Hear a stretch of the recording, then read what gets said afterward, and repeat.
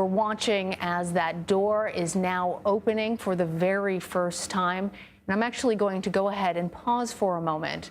And let's see who is the first to emerge. Again, we are waiting for Evan Gershkovich, Paul Whelan, and Alsu Karmasheva, all American citizens who have been detained in Russia, sentenced to 6 years or more. In the case of Alsu, 6.5 years in prison. Evan and Paul, 16 years in prison. Let's just pause and take in this moment.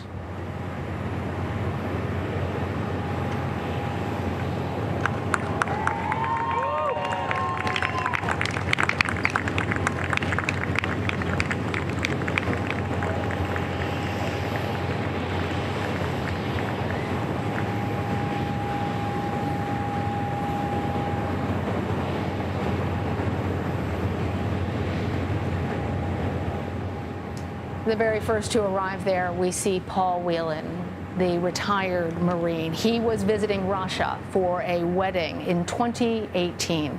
He was held the longest out of all of them, 6 years. He was sentenced to 16 years of hard labor in a prison colony. He was accused of trying to be a U.S. spy.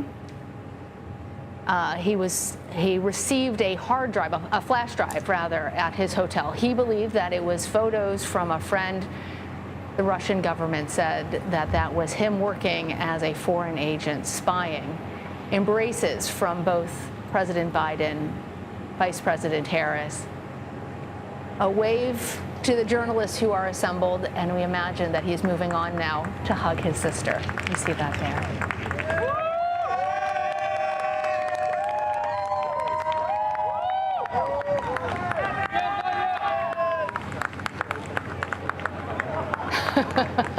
Now also at the bottom of that plane back on U.S. soil, Wall Street Journal, Evan Gershkovich. He was arrested back in March of 2023, convicted on espionage charges. The State Department said journalism is not espionage. It is not a crime. He has been detained for 491 days. Earlier, we saw as his colleagues at the Wall Street Journal applauded his release as soon as his plane took off from Turkey. The Wall Street Journal's homepage reading, Evan Gershkovich is free.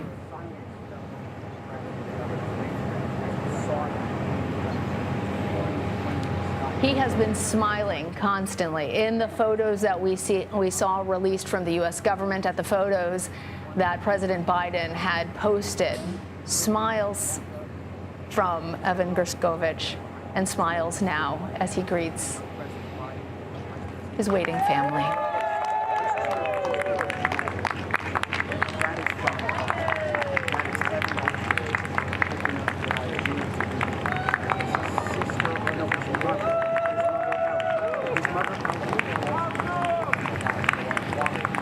And now the third to land,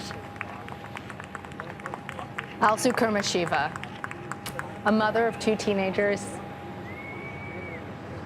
a Radio Free Europe correspondent. She's a Russian American. She lives in Europe, or had prior to her detainment by Russia. She went to see her ailing mother in the country when Russia accused her of spreading false information about Russia's military. She's the mother to 2 teenage girls, her daughter Miriam, about to celebrate her 13th birthday. President Biden remarking on that happy occasion, the fact that she would be home for that birthday tomorrow, making actually the White House press corps sing Miriam a happy birthday, and here she runs to her children.